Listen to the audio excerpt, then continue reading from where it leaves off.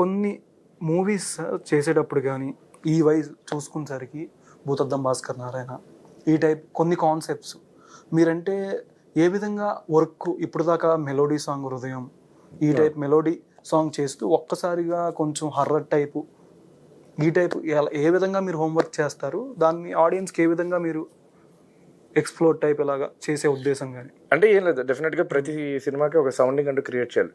So అది ఎక్స్క్లూజివ్గా ఆ సినిమాకి తగ్గట్టే పరిమితం అయి ఉండాలి. సో దాని మీద ఫస్ట్ వర్క్ చేస్తాం. ఆ థీమ్ ఎలాంటిదో సో ఎక్కువ వాయిసెస్ భూతద్దం భాస్కర్ నారాయణ సినిమాలో పెట్టడం జరుగుతుంది. దాని తర్వాత for example movie to movie ఉంటుంది. జెస్సీ అనే హారర్ ఫిల్మ్, దానికి వాటర్ ఫోన్ ఇన్స్ట్రుమెంట్ వాడాం. ఉగ్రంకి ఒక ఇది ఉంటుంది, అది చాలా పెక్యులర్ సౌండ్ ఒకటి పెట్టాం.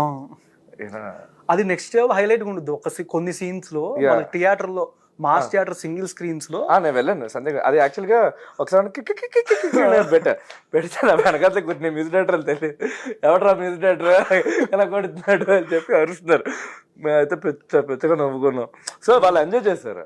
ఓకే, అంటే మీరు కొంచెం క్రియేటివిటీగా అంటే గ్యాస్ బండ్లతో కూడా నాందికి ఒకరే చేసాం. యాక్చువల్గా ఎంటీ సిలిండర్స్, స్పానర్లు, రెంచులు తెప్పించి మరీ కొట్టాం. ఓకే సార్, ఎక్కడ ప్లాన్ చేస్తారా? ఇక్కడ చేస్తాం లేదు, ఓపిక లేదు. కొట్టి కొట్టి వెళ్తే కంచాలు కూడా కొట్టాం. ఓకే.